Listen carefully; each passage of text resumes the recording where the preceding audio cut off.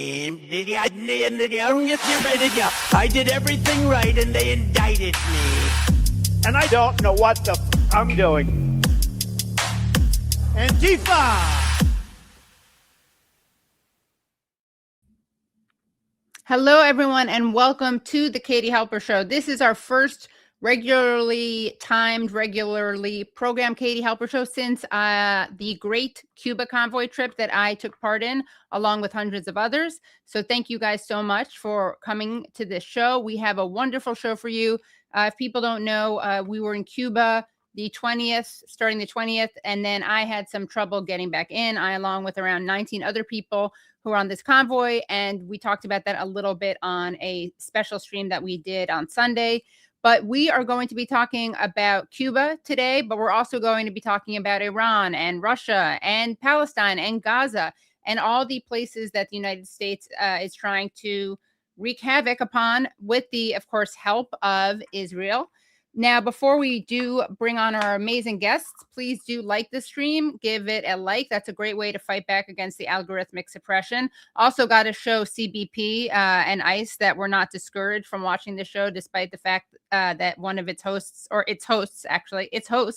was stopped by them. And hi, CBP, if you're watching. I am on a new laptop. Maybe I shouldn't tell them that, but I am on a new laptop in case it looks different to anyone.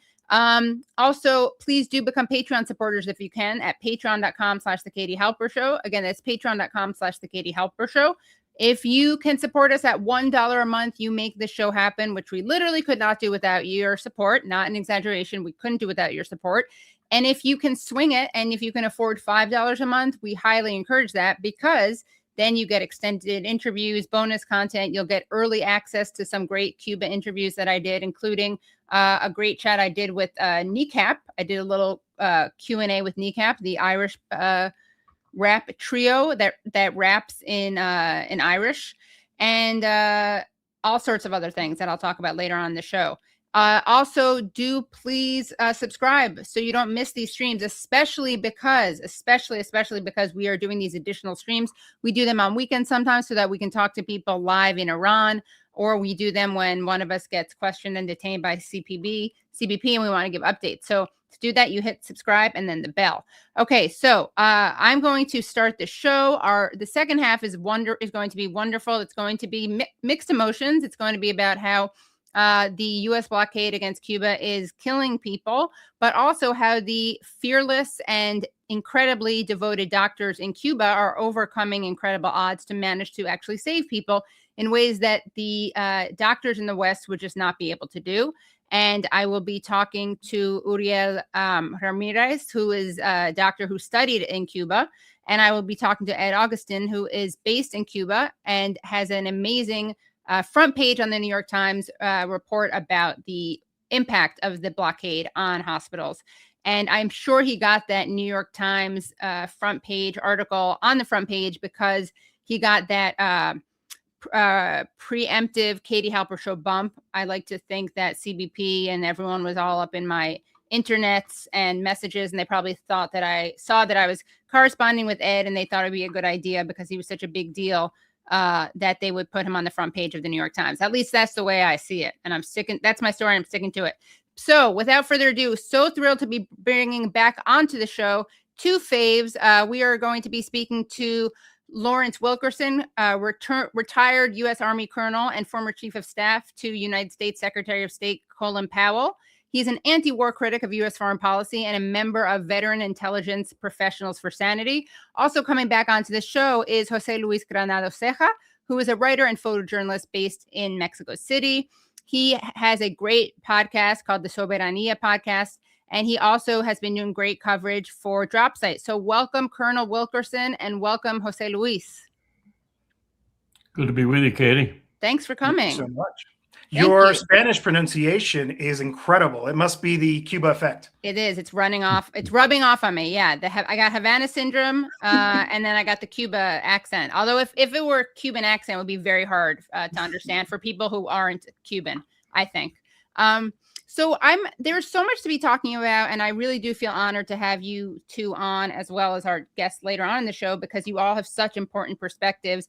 José Luis, you're based in Mexico.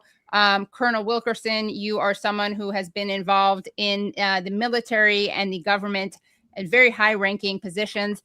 And so your insights are, I would say, extremely important right now, especially because you, José Luis, are living in one of the places that is, I would say, playing a major role in what we're seeing. We talk a lot about Russia, Iran, China, Israel, Palestine, but we also want to make sure that we cover South America, Latin America, really, because that is an important part of what we're seeing. And I guess I want to start off with you, though, Colonel Wilkerson, if you could just situate us in where you think we are right now on the world stage. I mean, it's a bit of an overwhelming question, but what do you think the most important things that are happening right now all around the world that we really need to focus on the most for all of our safety? Number one, we need to focus on what this disastrous war of choice against Iran, and really rapidly becoming against other people too, by extension, if not cause, and what it's going to do to us and what it's going to do to the world. And let me just give you a very vivid example. The first tier targets that Iran struck were struck with brutal efficiency, exquisite intelligence, and almost incredible accuracy. So, for example, in Bahrain, they destroyed the largest refining facility in the Persian Gulf, completely destroyed it. I talked to oil men today about what it would take to put it back together again. It's going to be questionable whether they try to put it back together again, because it's so difficult to do when it's been destroyed so methodically and so thoroughly. They did that to other places. They knew about the Israeli, the Mossad, CIA, MI6 facility in Erbil, Kurdistan, for example. They had struck it a couple of times before just to let Israel, they knew it was there. Well, they destroyed it this time, utterly destroyed it. They did so with enormous amount of caution in terms of civilian casualties and other things associated with it. They just struck the targets. At Prince Sultan Air Base, they struck some of our most sophisticated aircraft and set them afire. That's the first set of targets they have. There's a second tier of targets, and that second tier is going to be everything that is associated with the world economy of significant importance, and they're going to strike it with the same kind of lethality and the same kind of intelligence and accuracy. Take, for example, Ras Tanura, 550,000 barrel per day capacity oil facility in Saudi Arabia. Or the other one, I forget the name right now, it's about 7 million barrels per day. It's 7% of the oil supply. It's everything. It's refineries, compounds. So if they strike these things, we're going into global depression, not just recession. We're going into global depression. There are going to be some countries that'll benefit majorly from it, like Russia, but not very many. And Russia eventually will feel the impact too, because the world's so globalized now. So this struggle of choice that Trump has decided to start, mostly, I think, because of Bibi Netanyahu, is going to turn into a real disaster if we're not careful and if we don't stop it very soon. I say he should declare victory and leave, and let Mr. Netanyahu stir in his own juices. Declare victory and leave. I mean, he's good at doing that sort of thing, but right. I don't think he's going to do that. So I think we're in trouble. So you're saying Trump should just fake victory and then leave. Yep. He's good at faking things. He's good at lying. Now, why won't he do that? I think it's basically Israel, because he knows if he does that, Israel might be toast and Israel might go to a nuclear weapon. So is it that they would be toast and then they would, out of this position, use a nuke? That's his fear, that they would use a nuke, or is he fearful about what would happen to Israel? I think both, but I think mostly what he's concerned about is that he doesn't have any control over Netanyahu and his nuclear stockpile. Same thing that happened in 1973, but you had Moscow and Washington weighing in with Golda Meir. You had Henry Kissinger orchestrating things, and you had us telling the Israelis, no, no, no, both Moscow and Washington. And they happened to get a position on the Egyptian Third Army that meant they didn't have to use the nuclear weapons. So it all went away in 73. It's not going to go away this time, I don't think.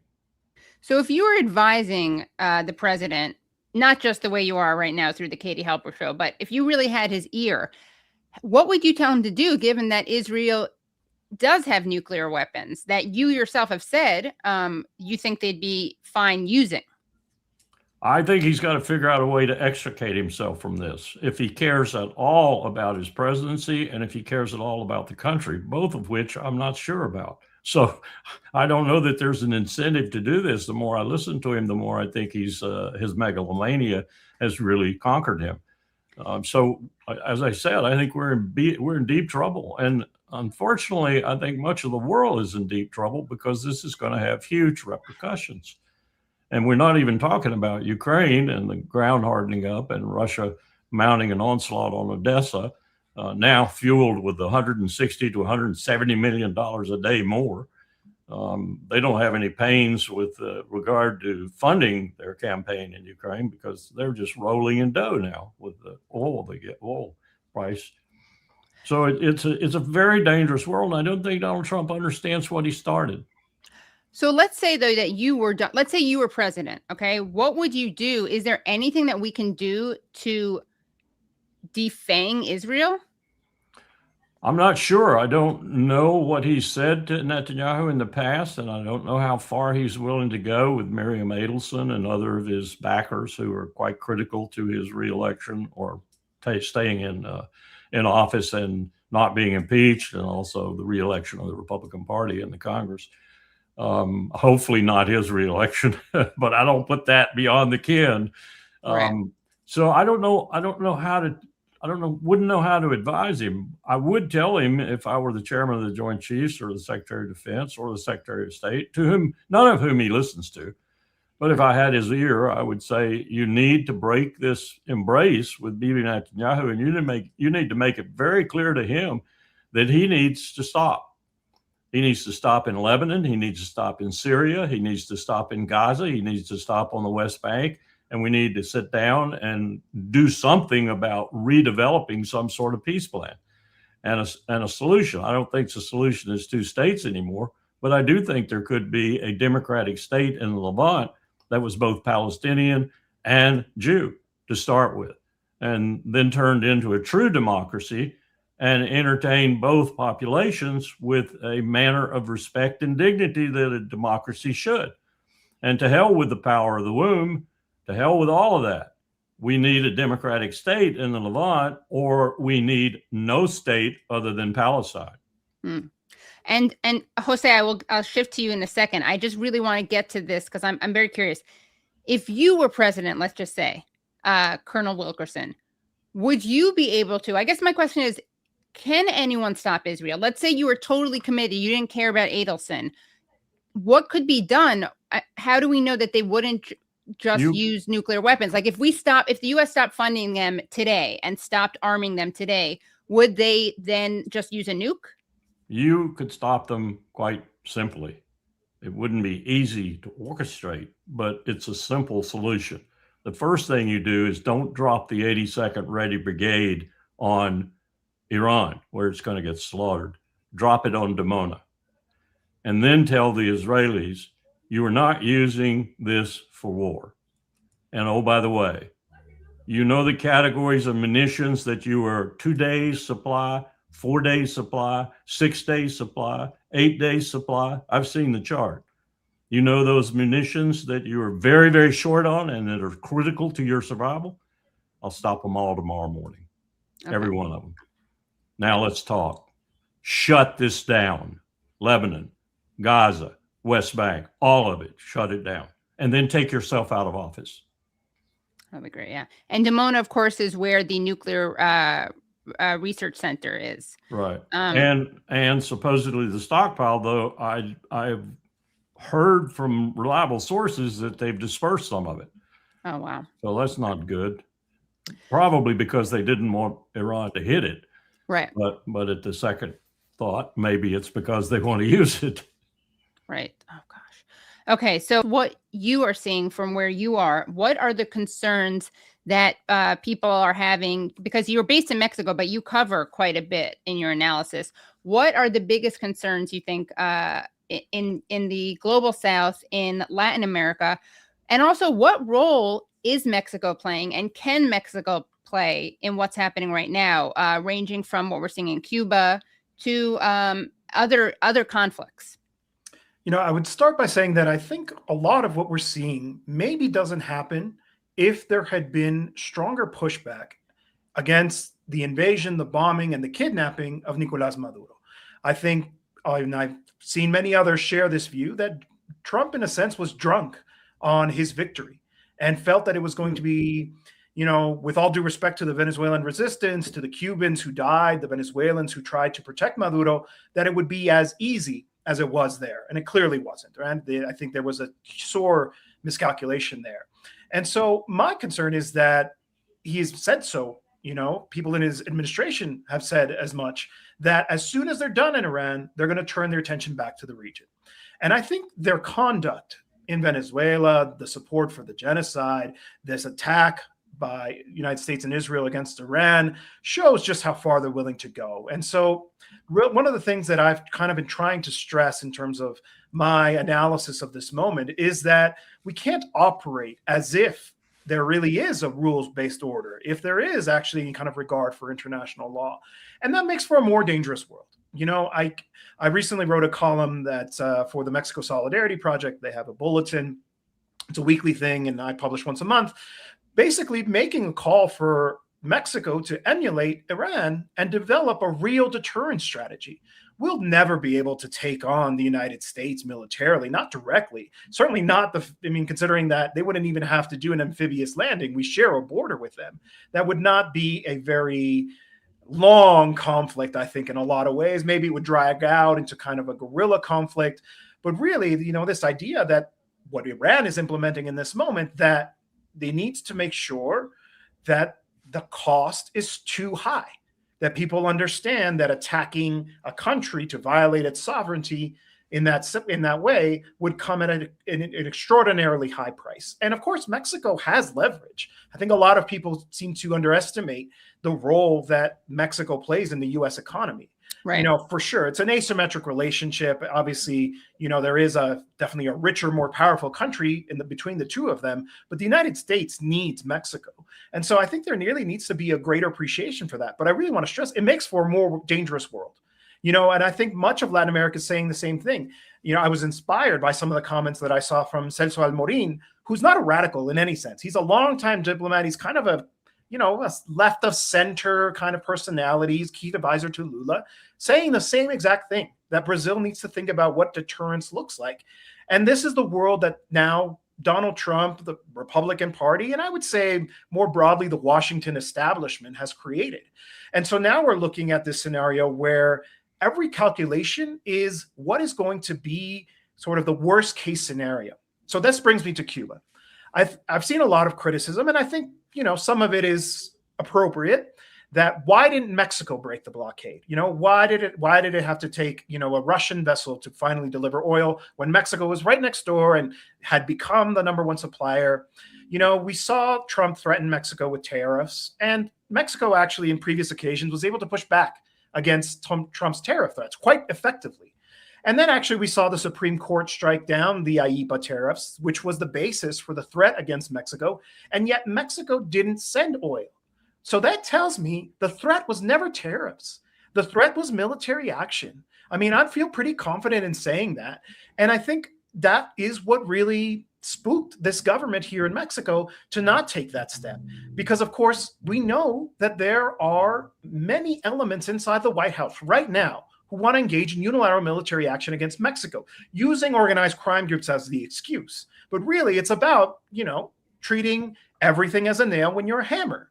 And so there was this concern that if Mexico provoked the United States by sending oil, that would be the response.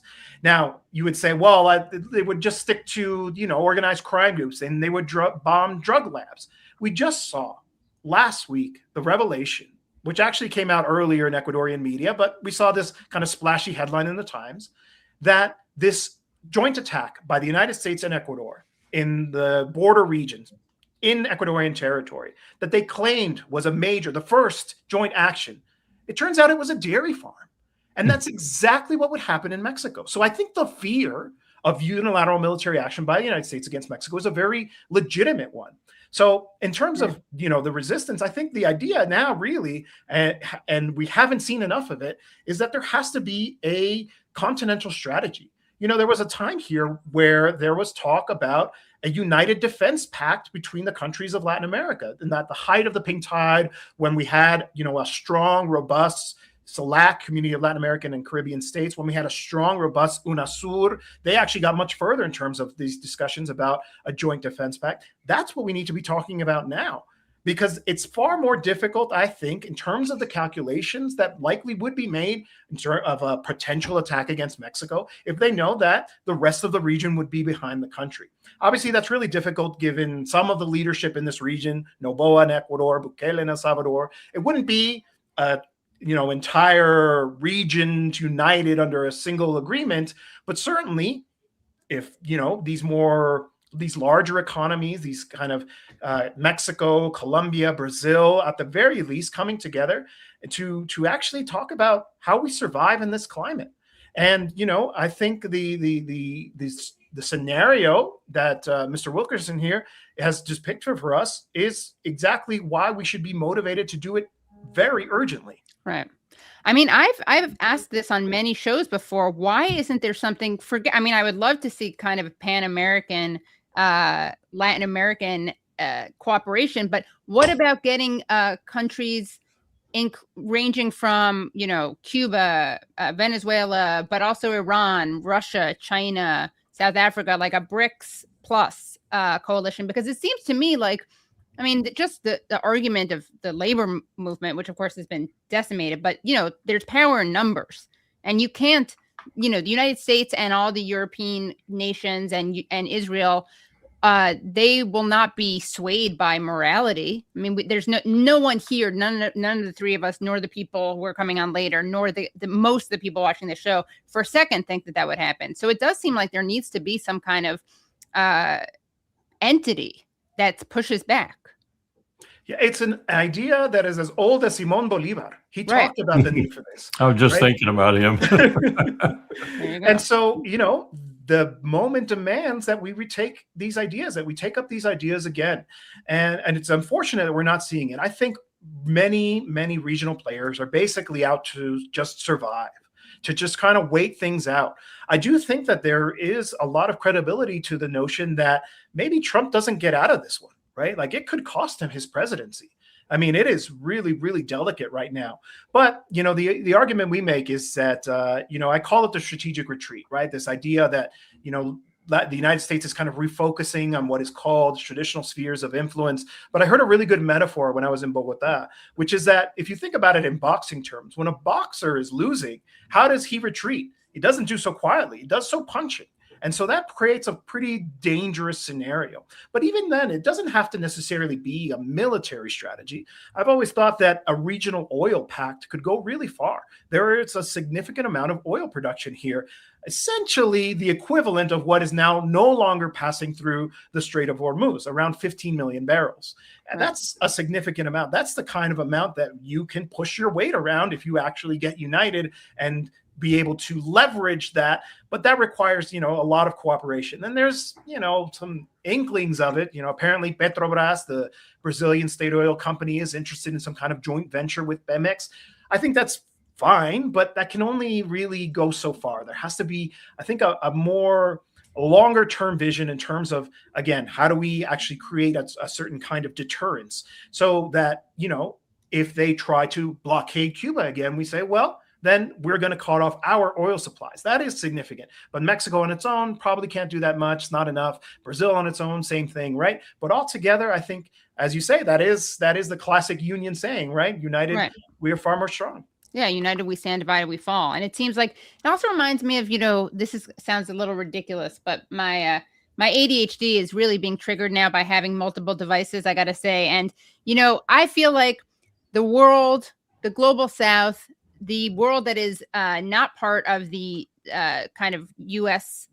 Israeli axis needs to.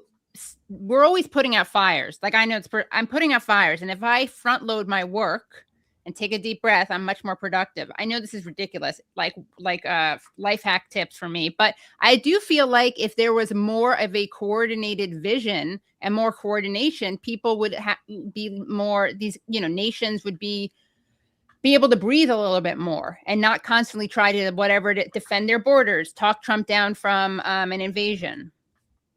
Yeah, absolutely. You're getting ready to get, the world's getting ready to get, and you may have ambivalent views about it. I don't. I think it's a positive move.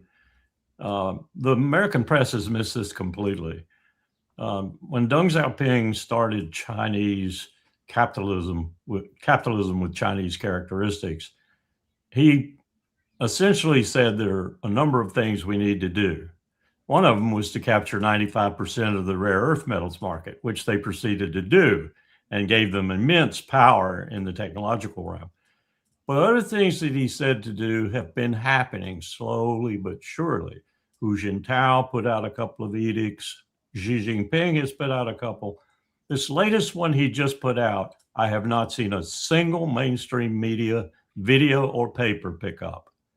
What he says in it, essentially, is he declares China as having achieved in technological terms, in economic terms in general, in military terms, in other terms of state power, preeminence or equality. Then he says at the bottom of the edict, very short thing in Mandarin, he says, but there's one area that we are not globally triumphant in. And now we're going to do that area. We're going to substitute the renminbi for the dollar. We're going to turn the current financial system in the world out. It's going to be gone, and we're going to take it over. We'll start with the rupee and the renminbi and the Russian currency, I forget what it is, but those are the three currencies we'll start with, sort of like a BRICS game, if you will. I suspect they'll pull Brazil into it before it's over because I've heard Lula talk about this very thing. And I think he would have already made an overture about it, except he got it from Trump when he even talked about doing that sort of thing. But they're going to do it now because Xi's going to provide them with the leadership, and that is going to cause our debt to go out of all proportion. We will not be able to deflate our debt by having the world's currency and everybody buying our debt because no one will want to buy our debt. So we're getting ready to get some major global comeuppance as a state power. And that's going to put the world on a different plane in terms of the way people get along with each other, I think, because China's predominant process is development. It's not conquering you. They're not fighting wars with people. They're not sanctioning people. A recent report came out about a week ago. Everyone should read this report. 38 million people have been killed since 2000 by American sanctions. 50% of them are women and children.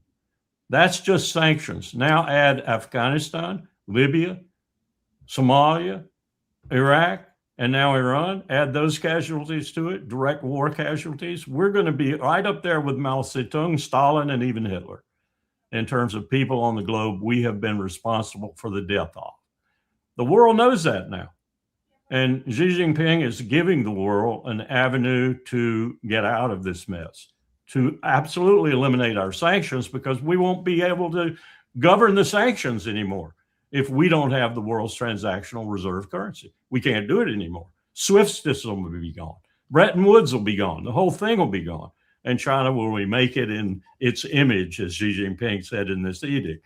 So we're getting ready to get a kick in the butt in this empire. And it's not going to be a saluable kick. It's going to be terrible. It's going to take us a long time to recover from it. I mean, we're not going away. We're 340 million people blessed by divine providence with rivers and land out the yin yang and so forth. But we are going to take a back seat for a considerable amount of time. And China's going to take the front seat along with Russia and India and Brazil and other countries like that. Questions are, Where will Japan go? It's disappearing demographically. Where will some of the other powers go, like Indonesia, which is huge, but not met its full potential yet? But these countries will all find a way into this conglomerate, if you will. And the United States will find itself on the back burner. Wow. Yeah. Which way will Latin America go? Watching now, you're in luck because you're going to get to see this entire show. If you're watching later and you want to see the full thing, including a lot of gems, you can do that at patreon.com/The Katie Halper Show. Again, that's patreon.com/The Katie Halper Show. So now we are going to bring on our next two guests for the second segment of the show. I'm really excited. Both of these guests are making their Katie Halper Show debut.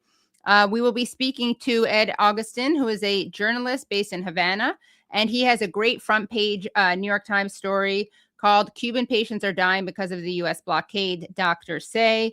And he also broadcasts for NBC News, Al Jazeera, and France 24, and he writes for places like the Financial Times, the New York Times, and the Guardian. And we are also being joined by Dr. Uriel Ramirez, who was born and raised in Los Angeles, is a graduate of the Latin American School of Medicine in Havana, Cuba, and is currently based in New Mexico. He's also the founder of the Pan American Medical Association, and he collaborates with the William Solar Hospital in Havana, Cuba, which is the hospital that Ed covered for this very important article. So welcome, Ed and Uriel. Hi, thank you so much for joining. Lovely to be here. Of course. And of course it's dark where you are, Ed, because how's the power right now in Havana? No power where I am right now. Okay. Well, the power of the laptop is working well. I want to thank you guys both so much for coming on and for everything that you do. But I guess I want to start off by asking, as a segue from what we were just talking about, if you can talk, Ed, about the effects that you're seeing right now from the blockade, but also how people in Cuba are receiving the news about the Russian oil tanker. Yeah, well, the effects of the oil of the US oil blockade. Today is the first time in around about 3 months that a significant amount of petroleum has come into the country, and that's quite a phenomenal thing, right? Like, I don't know of another. It's quite literally a blockade, and it's quite literally an oil blockade, because there is other commerce from the United States and other countries. So it's the United States stopping oil coming in. And it's a funny moment in Cuba, because the communist government has been insisting for decades it's not an embargo, it's a blockade, it's a blockade, it's a blockade. Population have long been tired of that kind of tired rhetoric. And yet the Trump administration have kind of become more communist than the communists in the last few months, because you have Trump boasting on Truth Social, I think it was, that it's a total and complete blockade. You have Mike Hammer, the rather inept and comic charge d'affaires here, who fancies himself as a social media star, talking about how there's a complete blockade, nothing's getting in, according to CNN, he told diplomats. And so it's a funny moment that you have kind of like the Trump administration rhetoric has kind of like out-communisted the commies. Right. And in terms of policy, it's brutal. They haven't allowed almost any significant amounts of oil to come in.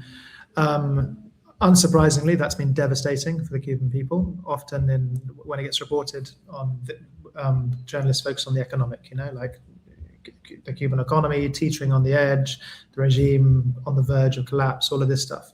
But I think that, and in part because of what you were talking about at the beginning of the show, right? Like dropping missiles on kids tends to be seen as warmongering or war, whereas economic sanctions, for some reason, tend to get seen as the other end of the binary. This is like not war, it's peace. And so because of this whole kind of like ideological construction, there's precious little reporting on the humanitarian effects of sanctions, even though we know, according to peer-reviewed academic literature, that economic sanctions kill, even though we know they kill about as many people a year as war, even though we know most of the people they kill are children, because life is most fragile in the first months and years. And that just came through really, really clearly in the reporting I've done for the piece you mentioned. We went to some of the top maternity hospitals, I should say in Havana, right? In the rest of the country, things are far worse. And we had over half a dozen doctors telling us very, very clearly, this oil blockade is killing patients. And just to give you a few analogies, right? I have a friend, a source, who's an anesthesiologist in the William Soler Hospital. It's the biggest pediatric hospital in the country. And we included it in the article. There have been 3 nationwide power cuts this month of March that's just finishing today. And during one of the nationwide power cuts, while he was involved in an operation, the lights went out, the power went out in the hospital, and they did and they do have backup diesel. They're worried about how long it's going to last for. But it takes a few minutes for the generator to kick in and for the technicians to restart the machines because they have to be reloaded and rebooted and the parameters have to be set up. And so during the power cut, there was a 2-month-old child, infant rather, and he couldn't see the vital signs because the screen blanks out. And so what he said to me is, it only lasts a minute, but it feels like an eternity. That child survived, others don't. In the same hospital, nurses were making contingency plans about what they'd do if sick infants in incubators, that are often born early, and so their body temperature has to be raised. They were talking about what they'd do if the backup generator ran out of diesel. There's real fear about that. And they were talking about just taking them out and putting them in swaddling cloths and putting them back inside the incubators. And what's amazing as sort of like quote unquote first world journalist is one thinks this is incredibly dramatic. When you speak to the Cubans, and I wonder if Uriel would have some comment on this, they kind of shrug their shoulders. It's like, this is normal. We've been through this a million times. They kind of like find it a bit odd actually that a journalist would inquire into this. One final thing, the sanctions have been killing Cubans prior to the oil blockade, right? So Cuba has had very, very good healthcare, incredibly good, like consistently throughout the decades, lower infant mortality rates than the United States, one of the highest doctor-patient ratios in the world, life expectancy comparable with rich countries. I could go on. But it's always been under sanctions. But they could cope with that, right? Because they prioritized healthcare so much. That changed around 2019. Because in 2019, the first Trump administration smashed Cuba with so-called maximum pressure sanctions. And a year later, the pandemic came, and the pandemic shuttered tourism and sent the economy into a big tailspin. And so those two things, that 1-2 punch, have led to an enormous recession in Cuba. The economy has contracted a huge amount. And even though a fifth of state budgets are spent on healthcare, which is far higher than the Latin American average, over the last 10 years, the infant mortality rate has more than doubled. And so I think it's important to highlight to people that the oil blockade is getting a bit of media coverage right now because it's just so brazen, right? As well as the ridiculous Trump rhetoric that he's going to take Cuba and all of that. But actually, under Biden, when they were sticking to the whole nonsense about, we love human rights and democracy, and they just didn't talk about the sanctions, even though they kept the Trump sanctions in place, they were still killing people. They were still killing a lot of people fundamentally because they aim at bankrupting the state, and the state can't afford enough food for pregnant women, and so babies were being born underweight. They can't afford enough milk for young children, so children aren't eating what they ought to, because there's not enough petrol. And so there's power cuts everywhere, and people are getting dengue fever, for example, and the food's going off. And also because by bankrupting the state, they've decimated the budget for medicines, both imported medicines and domestic medicine production. And so I was speaking to a woman in a hospital, one of the head gynecologists in a hospital just six blocks away from here. And she said, we see more and more mothers that can't get hold of antibiotics. And so in recent years, we're seeing more and more premature and extremely premature babies that are being born too early and dying because the mothers just can't get hold of the antibiotics they need. And so this policy kills, not just the new Trump's policy of an oil blockade, the Trump one and the Biden policy has been killing, and the main people it's been killing is babies. And I just finished by saying this. If Vladimir Putin had a policy which, regardless of his intentions, had the consequence of killing Ukrainian babies, we'd probably be hearing about it, wouldn't we, from US politicians? If President Xi had a policy of killing, for example, Taiwanese babies, we'd be hearing about it, and the media would be pretty vocal. I think the silence, the relative silence from the media and politicians says an awful lot. Right. Yeah. And again, all these people who claim to care about Cuba, all these people who want a regime change, quote unquote, because they care about the suffering of the Cuban people, if they actually cared at all, and weren't motivated by other things, grievance politics, vindictiveness, whatever, they would, of course, be calling on the end of a blockade, because they, in theory, wouldn't want children and kids to be killed. Anyway. So Uriel, how does this compare to what you witnessed? And I know that it's not just what you witnessed in the past when you were in medical school there, but you're in touch with the doctors at this hospital. So can you tell us about what they're telling you, and also tell us about what you know that they do in order to save as many lives as they can? Because one of the things I'm shocked by is, and I've been to, this was my 4th time in Cuba, and one of the things I'm always shocked by is how they do so much with fewer resources.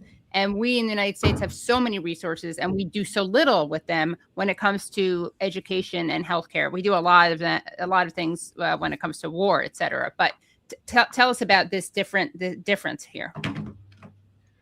So yeah, I just want to piggyback back with what Ed was saying. All this was started, back in like 2019. I lived during the Obama years and the Trump era and the Biden era in Cuba.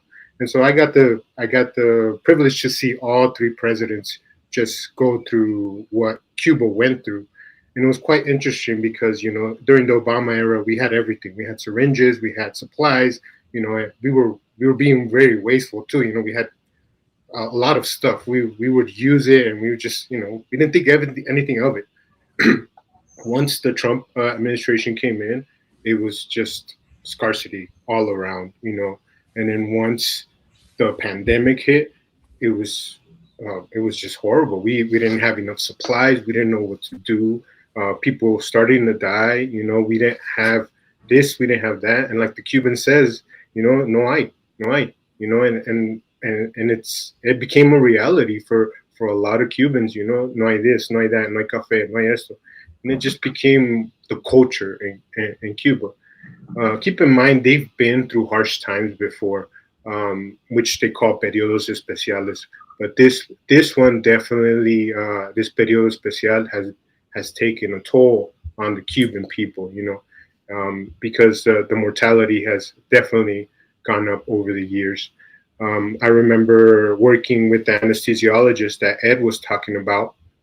His name is Dr. Aliot Fernandez Valle. He's the vice president of SCAR, which is the Sociedad Médica de Anestesiología in Cuba. And we got together one day and we were like, man, we got to do something about this. We were in the OR back in 2020 and we couldn't do surgeries on children because we didn't have sutures, something so basic and simple. And we just didn't have it. And kids couldn't get the life-saving treatment that was needed, And so I took it upon myself, using the resources that I had and the privilege that I had as an American, to come back and ask people, like, hey, Cuba is going through a crisis. We need supplies. And I started going on social media, and it just, it became something part of me, something innate, that it was successful. And I started sending medical supplies to Cuba. And that's why I created my nonprofit, Pan American Medical Association. This would allow me to legally send medical supplies to Cuba, and get the licenses necessary to keep on sending supplies to Cuba. And so it was something, at first, it was something very amazing, because I was able to do something great, send about $3 million worth of medical supplies. And then after that, once the Trump regime came in again, it became a lot harder to send medical supplies. And currently, the situation has gotten extremely bad, where, like Ed was saying, and I have the personal privilege to work directly with Dr. Aliot. I talk to him directly every day because he's my mentor. He just tells me that it's difficult. It's been the worst it's ever been his entire life. He just doesn't know what to do in these situations. He's such a great doctor and he's such a great physician. And I have the privilege to work with him because he's a humanitarian, not just a physician, you know, and he cares about these children. And when a child dies on him, it takes a toll on him. You know, it's not as easy as anybody thinks, you know, as a physician. And when you don't have the life-saving supplies to save that child, it's just devastating as a physician. It's just something that brings you to tears, and you just contemplate life, and you contemplate what is going on, what kind of evil is this, and why is this happening? But can you also talk about, I mean, obviously this is, what you said is incredibly important.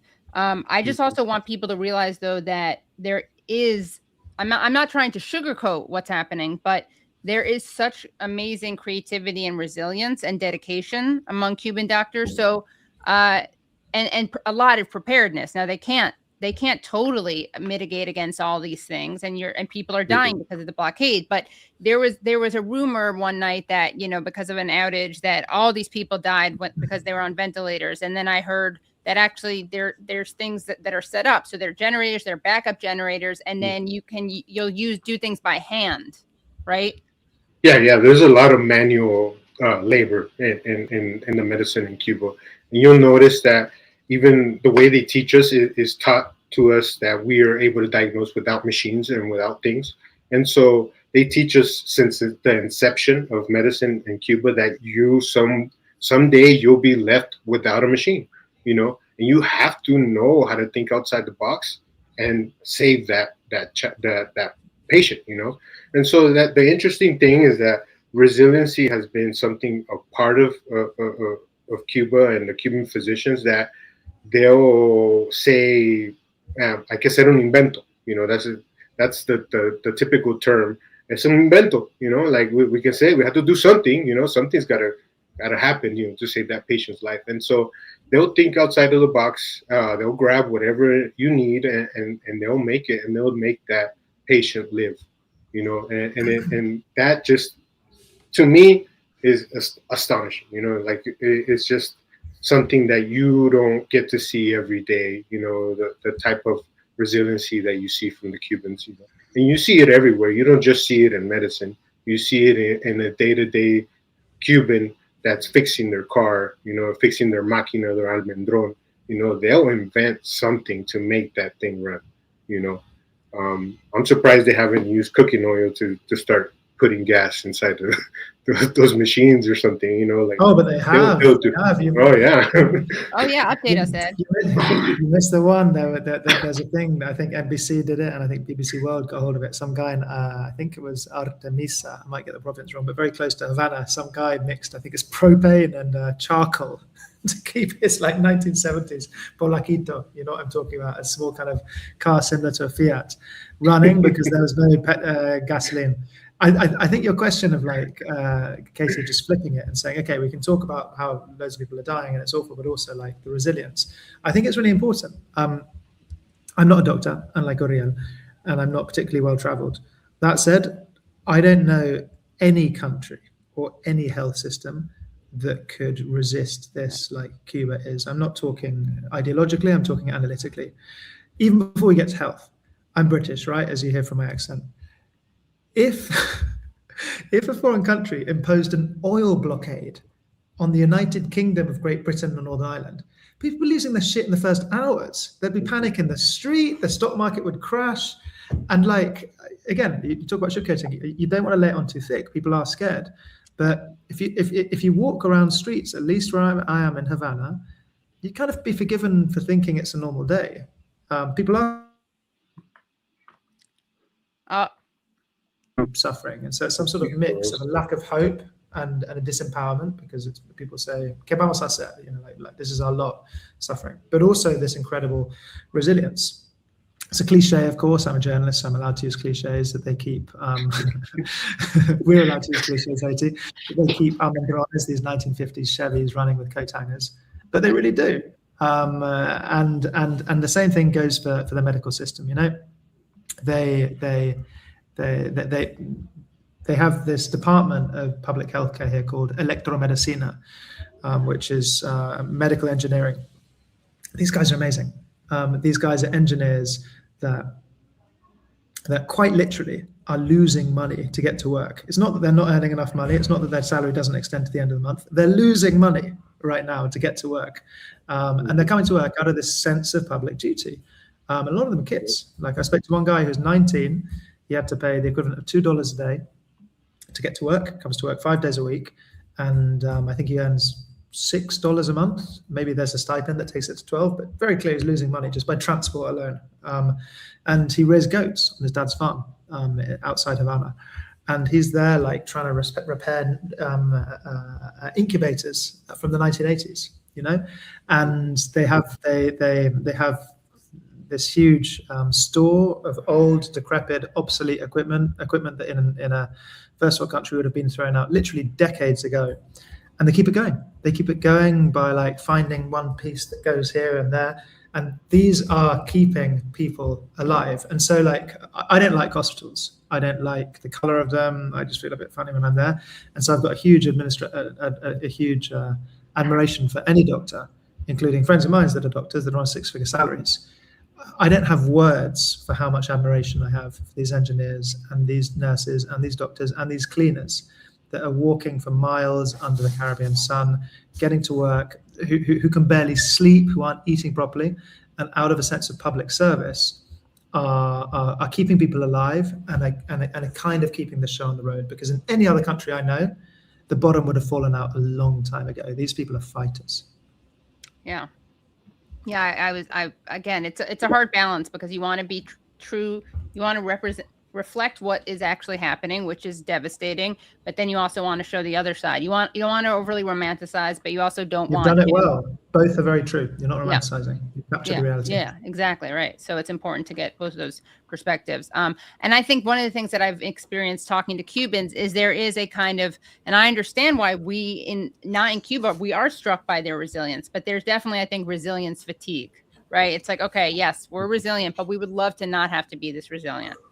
I think that's less so among like doctors and engineers. I think that's more so with just random people who you talk to on the street. Not like I was, embarrassing myself by fawning over them and talking about their resilience, but it would come up, I think. No, but also you do find examples, right? So I didn't speak to this guy personally, but a source told me she has a friend that's an intensive care doctor, and because the lack of medicine, the lack of machines is so extreme, he had to leave his job for heart problems. He's one that just couldn't anymore. And there has been a mass migration out of medicine, both to the private sector in Cuba and emigrating out of the country over the last few years. And so I did tell, you find people that resist, and you find people that just say, I can't do this anymore. Yeah. A lot of people were telling me they were like up to here when I was talking to them in Cuba.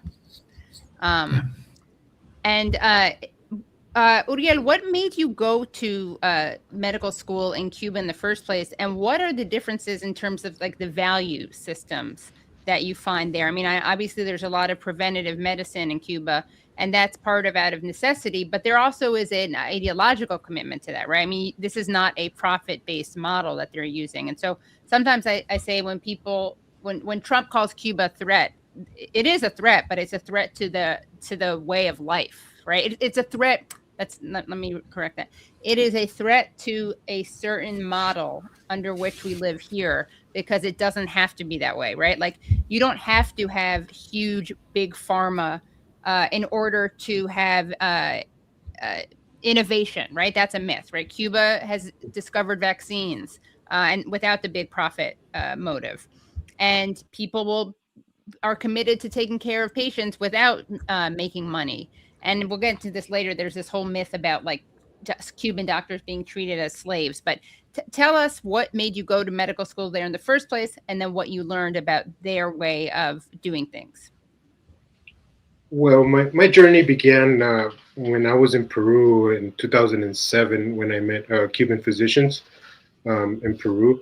They were there was a big earthquake, like an 8.0 earthquake in Peru, and I was in the middle of the disaster, and all of a sudden I see in Lima, Peru, these doctors just come in and start helping people, and this they were Cuban-trained physicians that lived in Peru, and it was just amazing the way they acted, in a moment of disaster, and they were there just, without being paid and anything. And I asked them, where'd you guys go to school?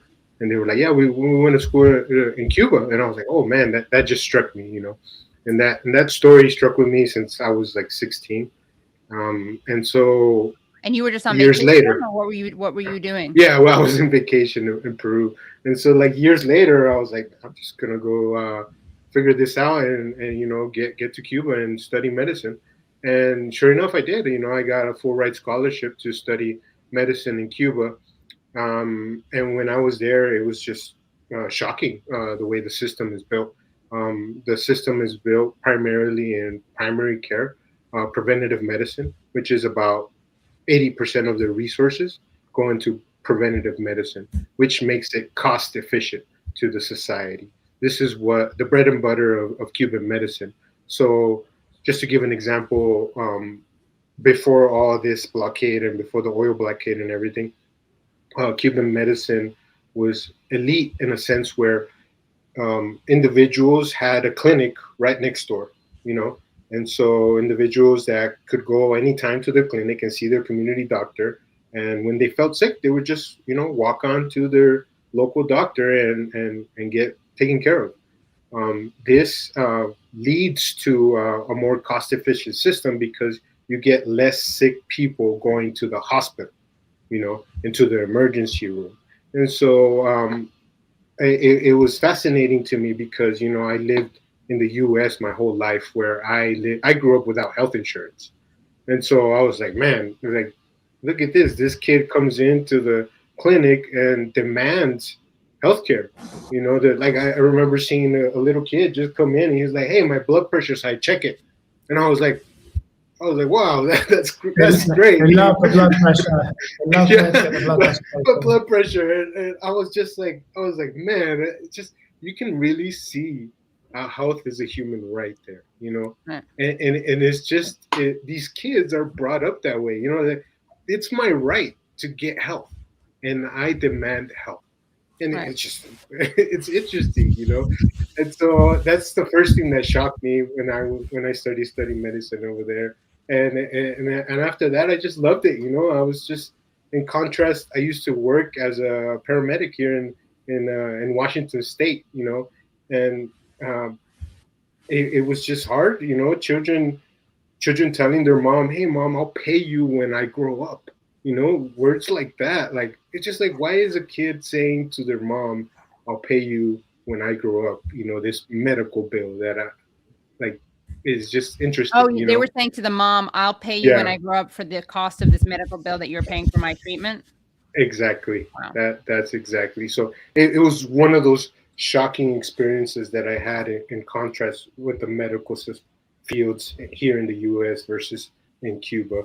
And so just to give an example, but once in Cuba, like tertiary care, which is in hospitals, you get less sick individuals in the hospital. So when these individuals come into the hospital, they need basic treatment, basic like 2-day stay at the hospital, and that just saves a lot of money for the government, because as health is public health in Cuba, and the government pays for everything, Yeah. And so, what was your other question you said? Like what made you go there? Then the values, which you've been addressing. But I'm also curious, do they talk about like how much of this was informed by Che Guevara and his? Is that even part of the medical education? The fact that he was part of the revolution and he was a doctor, or is that not? Well, they, as an Elam student, and they don't really tell us about Cuban history as much as the Cubans learn. The Cubans do learn about Cuban history and stuff like that, but they're not allowed to teach us in depth about the Cuban history and stuff like that, because it's just a medical school. You know? Right. Yeah. Mm-hmm. Yeah, it was. We went to this Fidel Castro museum, and it was fascinating to see the different things that they had achieved in terms of healthcare, in terms of education, in terms of like child labor. There was a shocking image of a girl. It was so upsetting, and heartbreaking. She was like, I think this one was about child poverty, and she was holding like a piece of wood because she didn't have a doll, so she had like a piece of wood that was like wrapped up in a cloth as if it was as if it was a doll. Sorry, but I also want to know if you guys could. Oh, I want you to respond to this claim about doctors as slaves. Brad, you have this, right? I think I see it right there, isn't it? Yes. It's right. I see it. You want me to put it up? Okay. This. Yeah. So this is from the Victims of Communism Foundation, and it says a step toward justice with Cuba's medical slavery model. And this is about how doctors, I don't know, are being paid. They start to pay them. But the point is, what is this medical slavery model? I mean, did the doctors you met talk about their labor as if they were being treated like slaves, or? No, I just want to tell everybody, that what Cubans are built on solidarity. So, so basically, whatever they do it out of their heart. I'm when I speak to these individuals that go out and do these services in other countries, they want to do it. They go out there and they actually get paid pretty good money because they come back and they buy their cars, they buy their own houses. They're able to expand economically by going out and then coming back to their country. It's quite shocking to see that a lot of people think it's slavery, because these doctors, they love what they do, and they do it. They'll do it in a heartbeat. They leave the country all the time. When they go to Brazil, they go to Venezuela, I've met physicians that go to Congo, they go to all parts of Asia, and then they come back and I was able to learn from these physicians, their experiences and what they did, and it brought a more rich, education to me and to my colleagues that I had in Cuba, Yeah, great. And what about you, Ed? Have you discovered a slave trade, an undercover slave trade? Still looking. I've got a slightly different emphasis on it to Uriel. I do agree with him that empathy and solidarity and the duty of care to patients, whether they're Cuban or people abroad, is a big part of the Cuban ethos. That's certainly true, and it's certainly taught. Where I part company a bit is that, in my experience, most of the doctors these days that work abroad do it because they want to earn more money. Yeah, sure, they'd love to travel. Sure, it's a rite of passage. Sure, they're doctors, right? Presumably most of them believe in the Hippocratic Oath. But overwhelmingly what's come back to me is that this is a way that we're going to be able to, I don't know, buy an oven or get an air conditioner or get a TV that's not from the 1980s. This is what I've come across, and I've met dozens of them in my time here. Again, we've talked about not sugarcoating it, and I think it's important not to do that, right? Because we're talking about Cuba and we're all on the left, and there's lots of kind of like romantic myths and stuff that shouldn't be allowed to stand. There is, on the one hand, the notion that they're slaves is crazy, or better put, factually false, because I happen to know that often Cuban doctors bribe other administrators, a lot of bribery in Cuba, to jump the queue. So what slave would want to pay Right. slave master to be able to be a slave? On the other hand, there are little Cubaneo, it's called here. So, for example, like Cuba has the stats about how many lives they've saved. And I was speaking to a friend of mine who's also a source a couple of weeks ago. We're having a few drinks, and he said, "Look, Ed, like I was working in Venezuela. I'm really against the US sanctions. They're murderous. that he wants to leave the country because he doesn't think there's much future now. And he said, look, like, don't believe all of the stats, because the Ministry of Public Health really wants to have statistics talking about how many millions of lives we saved. And he said that when he's been on mission, and he's been on 5 of them, he was under pressure to come up with statistics of how many lives he'd save. And so people would be like, how many lives did you save last month? And he was like, don't know, and they'd be like, surely you saved some, like maybe 5 would be nice. Surely someone had diarrhea. And he was like, yeah. Right. And they're like, well, the diarrhea, you could have died. So there's little games here and there. But the notion that they're slaves, or the notion that it's human trafficking, is propaganda. And so what you put up there is something from, I think it's called the Victims of Communism Memorial Foundation. Yeah. That is not a serious organization. Right. That's a cutout. They have, to my knowledge, not once have anything published in peer review. They are financed by the US taxpayer. And just to put this in broader context, there is a federally funded disinformation campaign against Cuba, financed to the tune every year, or at least this year, of $52 million a year. Did quite a lot with $52 million. The Cuban government doesn't have $52 million to be able to counteract that disinformation, and most mainstream media basically have been colonized, actually, by those talking points. So you can read in El País. I'm extending a little bit beyond the doctor's thing, but there's all these. Yeah, exactly. That Spain's newspaper reference, right? So a major Rubio talking point is that, after North Korea, Cuba is the major military ally of Putin in Ukraine. And it's true, because a lot of disinformation is rooted in truth. It's true that there's a lot of Cuban poor devils, mercenaries that have gone because their life's so terrible as they see it. Thousands, I think hundreds, possibly thousands, that have gone to Ukraine to fight for Russia. But what's not true is that, or at least there's no evidence that the Cuban government is facilitating it or earning it. El País is just repeating what former CIA people have referred to as regime change industry talking points. That's one.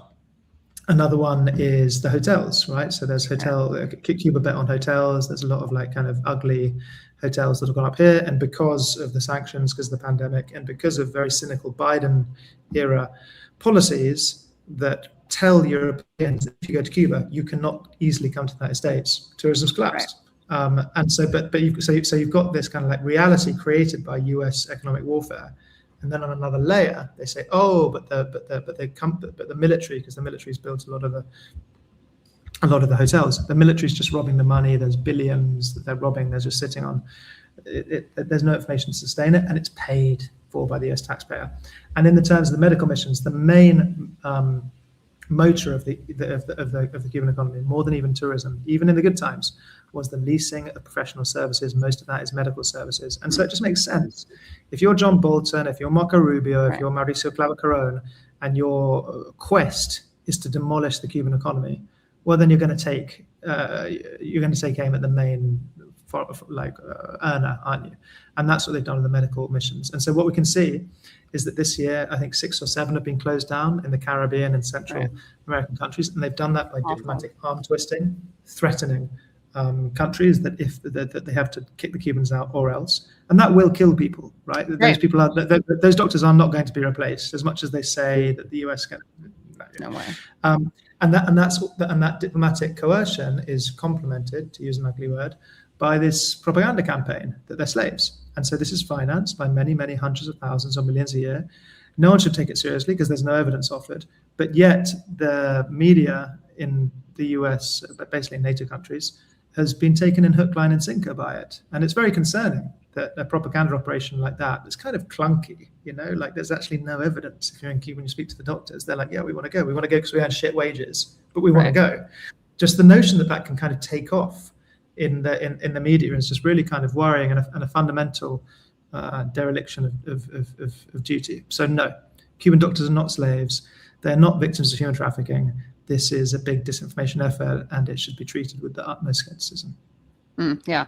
And another, by the way, myth that we were subjected to when we were there was that there was a blackout because of a kneecap concert, which, by the way, it wasn't a kneecap concert. It was like a Cuban musical concert, an event.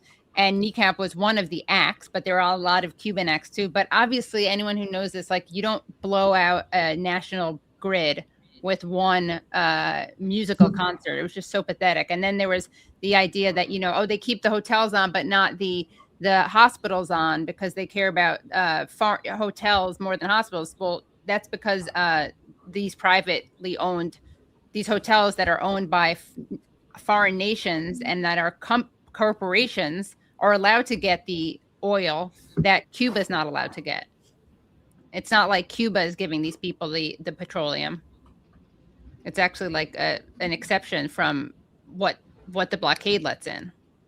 And they have backup generators. And people were telling me like the best place to live is near a hospital because that's where you're like, that's where what Cuba prioritizes, not losing power. They prioritize hotels. They always prioritize hospitals. I live near a hospital so that I have a little bit more power than most people. Exactly right. They're on protected circuits. That's just the situation. Right. I wanted to ask you guys to react to a video because we know, you know, speaking of the of Putin on Tuesday, as of Tuesday, a Russian oil tanker carrying around 700,000 at least barrels of oil reached Cuba. And I want to play a video of Trump when he was asked about this Russian oil tanker. This video comes from Sunday. He's, of course, on Air Force One, and here's what he had to say. And apologies, Katie. Can you tell me which clip? That would be BO2. It's the one, BO2. B2. Oh, I'm sorry. So this is an audio only clip. Is that right, Nate? Is it audio only? I thought. Well, we'll find out. Okay, we'll find out.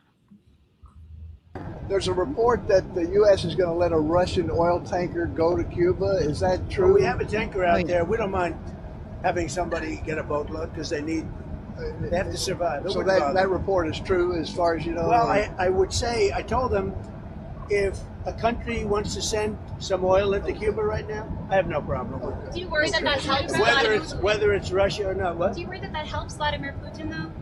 Doesn't help him. He loses one boatload of oil. That's all it is. It's fine. President. If he wants to do that, and if other countries want to do it, it doesn't bother me much. It's not going to have an impact. Cuba's finished. They have a bad regime. They have very bad and corrupt leadership. And whether or not they get a boat of oil, it's not going to matter. I'd prefer letting it in, whether it's Russia or anybody else, because the people need heat and cooling and all of the other things that you need. Go ahead. No, so why doesn't he let it in? Okay, so just to review what he said here, he said if a country wants to send some oil into Cuba right now, I have no problem with that. And then the reporter says, do you worry that helps Vladimir Putin? Of course, that's the priority for this reporter, not that there's an illegal blockade. And Trump says it doesn't help him. He loses one boatload of oil. That's all it is. It doesn't bother me. And then, of course, at the end, he says how much he would love to. He wants the oil to get in because as if that's not his policy that's preventing it from getting in. I mean, it's unbelievable. Yeah, he says, let me just see what the actual quote is. He says here, he loses one boatload of oil. That's about Putin. And then he says, it doesn't bother me. It's not going to have an impact on Cuba is finished. They have a very bad regime. They have very bad and corrupt. Sorry, this isn't written out. Leadership, and whether or not they get a boat of oil, it's not going to matter. I prefer letting it in, whether it. I know I can't. Basically, he says that he'd prefer. Sorry, everyone. I'm really. This is a new device, so I'm not as comfortable with it as the other one. Thank you again, CBP. But yeah, he says he'd prefer it if they get it because they need it. Is he being modest? I mean, doesn't he realize it's because of him? Anyway, but yeah, what are your guys' responses to that video? Or I'll ask, yeah. To be honest, I just think it's the same contradictory speeches he's had all the time. You know, he says one thing, he says the other thing, and then It's just at the end of the day, he's going to do whatever he wants, and it's annoying. You know, it's aggravating because he's playing with people's lives, and there's no reason why, you know, a president that acts like a little kid should be in charge or in control of people's lives like this. You know, it's devastating. It's ridiculous, and most of the time he just says a bunch of nonsense just to get people mad and aggravated with the situation. Those are my comments, and it's ridiculous. It gets me mad. It does. It gets me mad. It's the same speech he's had it always with everything, you know. And Ed, what do you think though in terms of? I mean, is this? I think I heard you talking about this on another show, but like Trump does this a lot. He brings together, he empowers adversaries, right? Like now you have the Cuban people who have Russia to thank for oil. They're going to be, I mean, they probably were already rooting for this, right? But obviously it's in the interest of how does even like the Iran war relate to the fate of the Cuban people?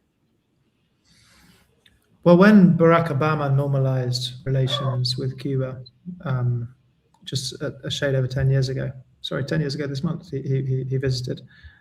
One of the major arguments from the Democratic establishment and from the US establishment at large, CIA, Pentagon, Coast Guard, etc., was that if we don't engage, we being the United States, Russia and China will get in. They'll move into the vacuum.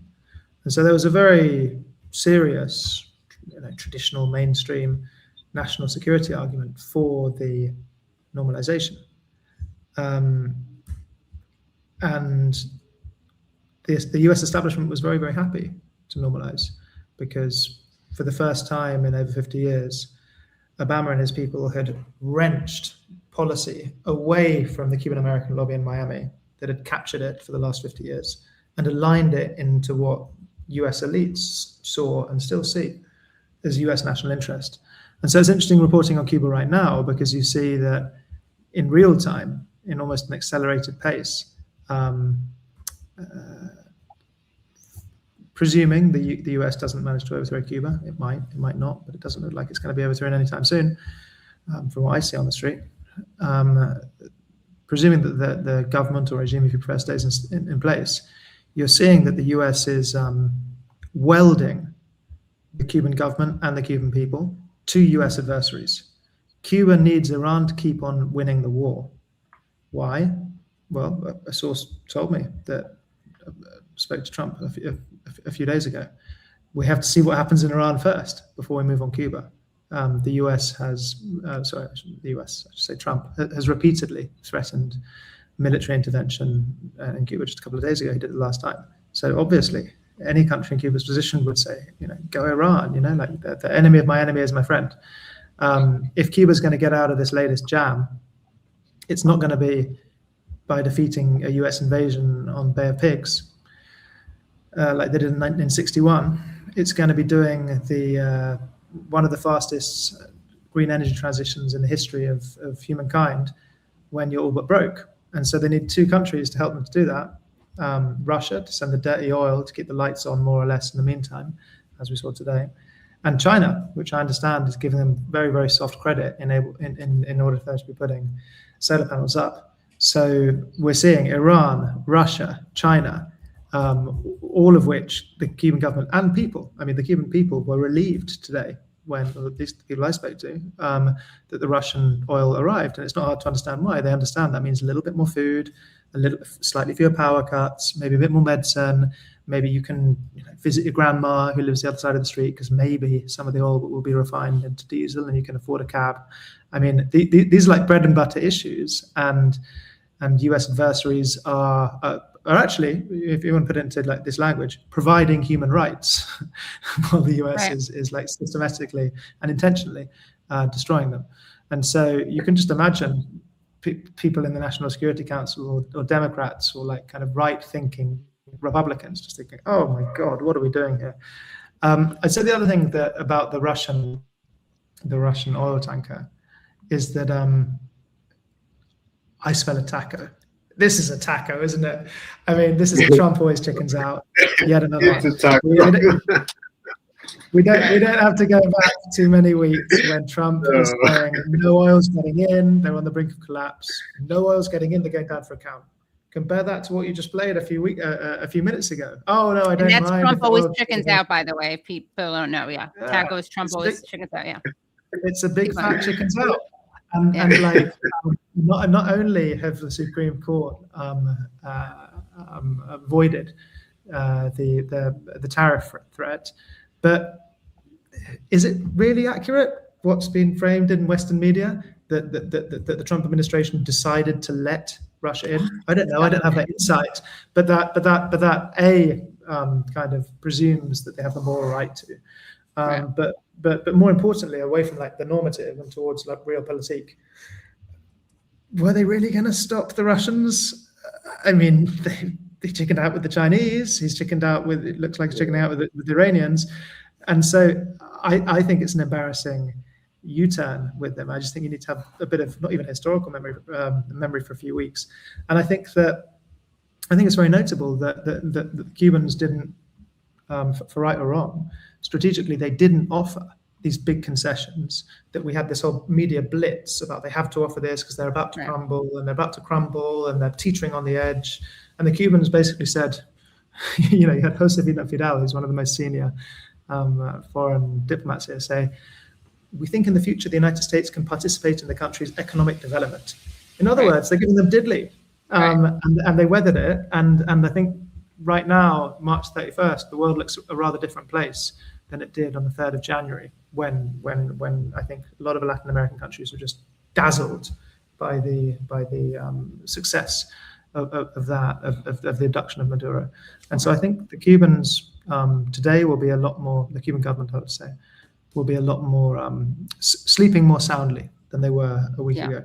It's not insignificant at all. Not just that the Russians got in, but that the Trump rhetoric has U-turned on this. Right. Yeah.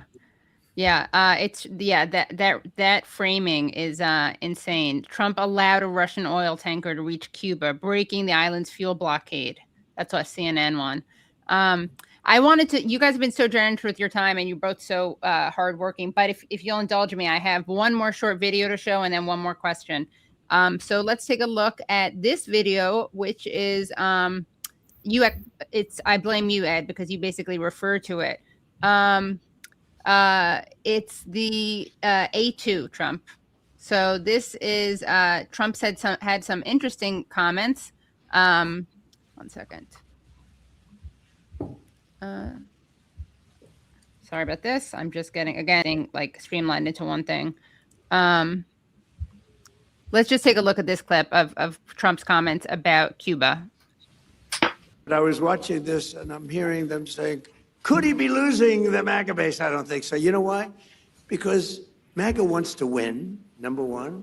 Number two, they want our country protected. They don't want another country out there that's hostile and crazy to have a nuclear weapon. And number three, they like us protecting certain allies, whether it's Israel or Saudi Arabia or Qatar or UAE, any of them. They want that. MAGA wants strength and they want victory. They want success. And that's what we have. And we have been very, very successful. You know, when I went into Venezuela, I said, because I campaigned on the fact peace through strength, you wouldn't have to use it. I said, you'll never have to use it, but sometimes use it. And Cuba's next, by the way, but pretend I didn't say that, please. Pretend I didn't say that.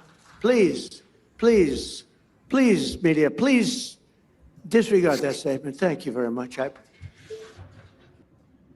That was from Friday at the, of course, investment forum in Miami. So, it's interesting. Would love to cross-cut that with the image of the tanker coming in. But yeah, it's pretty disgusting though.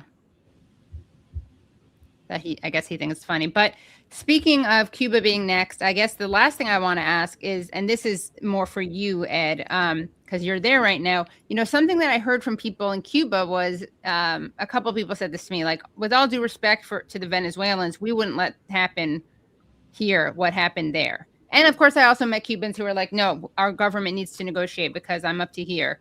We need a change. But I did think it was interesting. A couple of people brought up what happened in Venezuela couldn't happen here. What is your sense of what Cubans are prepared to do or not prepared to do? And obviously, it's not a monolith. So what kind of different, what are the different responses you've encountered? Well, I'll try and lay it out. So there's 9 to 10 million Cubans probably in the island at the moment. There's been massive migration. It's definitely fair to say that the government is unpopular, given the enormity of the economic crisis. It does have subpopular support still, mainly amongst elderly sections of the population, but it's certainly unpopular. Everyone agrees that change is necessary. You know, everyone from like Raul Castro to the dissidents, because how could it not be necessary? Look at how there's a power cut here, and I'm in one of the poshest parts of the city, and people are hungry and don't have medicine, as we've spoken about. So everyone wants change.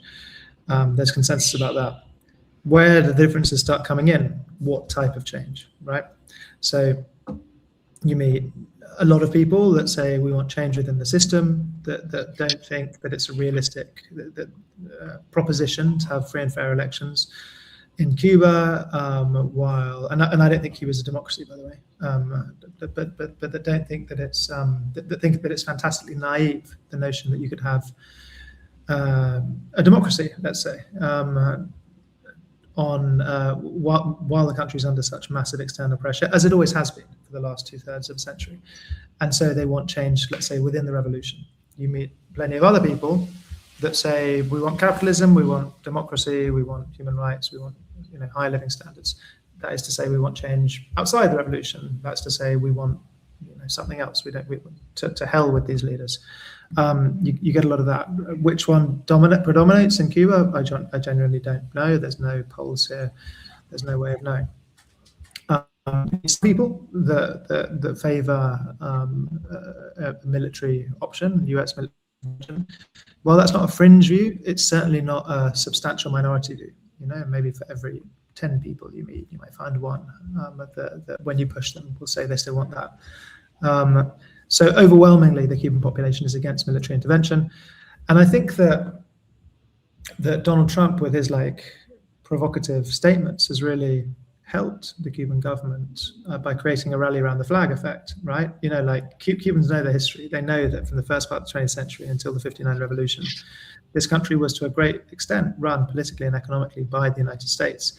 And it's fascinating to see that we spoke briefly about the disinformation, like the bullshit industry, the cottage industry from Florida, a lot of it in Washington. It's financed quite well, about $52 million a year. Trump, when he says things like, we're going to have a friendly takeover, I'm going to take Cuba, I could take it, I could do what I want with it. He's basically taking an axe to all of this, these hundreds of millions of dollars of investments over decades in this bullshit that the US cares about democracy and human rights in Cuba. And so it's quite interesting because he's kind of undermining what has been carefully curated for a long, long time. And so it strengthens the hand of the government. And in the same way that there've been a lot of investments for a lot of time saying that no hay bloqueo, there isn't a blockade, there's no embargo. Marco Rubio is on record as having said that a couple of years ago. There's a lot of propaganda here that gets into people's cell phones and stuff on social media. But there's no embargo because, you know, they cherry pick silly exceptions. Like, you know, you can buy chicken from the United States and therefore there's no sanctions. It's completely irrational, but it kind of it works because people are just so fed up and angry. Well, they have an effective oil blockade that has been punctured today, but that's still more or less their policy, and they boasted about it. So those that try and make out disingenuously that there are no sanctions, they're in a tough spot right now. And so I think that the thing I'd end with saying is that Cubans are nationalists, right? Whether they support the government or they're against it. Right. The notion that another country is going to run their affairs, the notion that Cuban problems are not for Cubans to sort out, the notion that Donald Trump, when he says he's going to take Cuba, the notion that the majority of the population will side with that. The army has got a terrible equipment problem and terrible petrol problem, but my understanding is it's very professional and loyal and will fight. And there's a minority sector of the population in Cuba that will also fight if there's an invasion. Now, could they beat the United States? I think struggle to find a military analyst that would suggest that. But there's a big section of the population that would fight. And I'm just seeing on social media, Cubans that I know, many of them, posting pictures of themselves with rifles and stuff on training camps because they would resist in all ways possible a foreign attempt at occupying their country. Well, thank you so much. Uriel, any final words from you on this appearance? Not final, and Yeah. Well, I just want to say, I constantly send medical supplies to Cuba. So if anybody wants to donate to my nonprofit, www.pan-american.org, you can go and send me some funds to buy medical supplies and send them to the William Soler Hospital. That would be greatly appreciated. Great. Say that the address again. So www.pan-american.org. Pan, as in PAN, as in Peter. Yeah. PAN-American. Okay, I think I put it in there. Great, thank you so much. And yes, definitely please come back, and thank you so much to both of you for what you're doing. I'm going to stay on and read some super chats and show also some slides from Cuba. But you guys are welcome to do whatever. Enjoy the blackout. Enjoy the non-blackout. How are you going to get home, Ed? I just live a few blocks away. Oh, okay. Great. All right. I've got a torch. Thanks, Casey. Love to meet you again. Thank you, everybody. Have a great night. Another killer combo. I love these combinations. They're so great. So I am going to read some super chats, but I also want to show people some of the cool things that you have to look forward to. Let me just, I did a little carousel. I believe that's what the kids call it on Instagram. And these are things that you can look forward to seeing soon. If you're Patreon supporters, you're going to get to see them sooner rather than later. Here again is me and Jeremy Corbyn. Nathan Robinson took that photo. Oh, we have a hilarious video that Nathan needs to send me of Jeremy Corbyn being told something hilarious by children. This young Chomsky from QAnon took this photo. It's an actual film photograph. This is me and Gerardo Hernandez from the Cuban 5, who I interviewed. Fascinating story. This guy was in jail for being a spy when really actually what he was doing intelligence gathering on Cuban American terrorists who were bombing planes and hotels and killing people. Here's Kneecap. We got a little interview with Kneecap. That was great.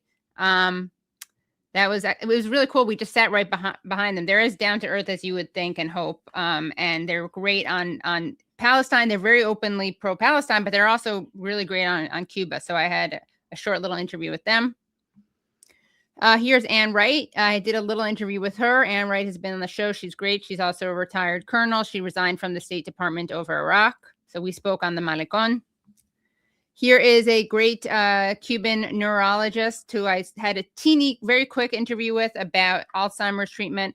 Here is Fidel Castro and Salvador Allende, and this was at a medical building that is named after Salvador Allende, who himself was a doctor. He was, of course, the president of Chile, who was overthrown in a U.S.-backed coup on September 11th, 1973. This is Jeremy Corbyn again, and this is someone I ran into who was going to represent Elian Gonzalez's father in getting Elian back. He's a lawyer, but then Clinton and Janet Reno did that raid and got him back. This is me with Liz Oliva, who we've had on the show. She's from Belly of the Beast, which is where from whose office Ed was joining us. Here is Ryan Grimm from Dropsite News, Liz, Reed Lindsay, who's with Belly of the Beast, and me at a dinner.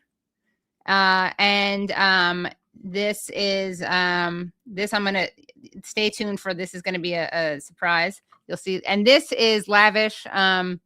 Lavish and I were detained and questioned. He said now getting new phone, were we free?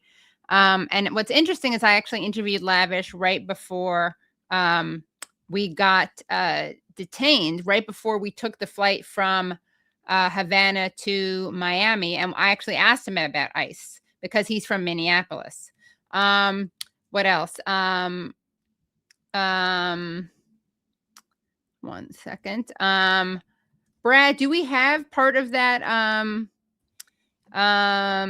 Do we have part of that? Yes, clip? you want to play that? Yes. So here's a little clip of a little clip of the interview that I did with Lavish right before we got detained.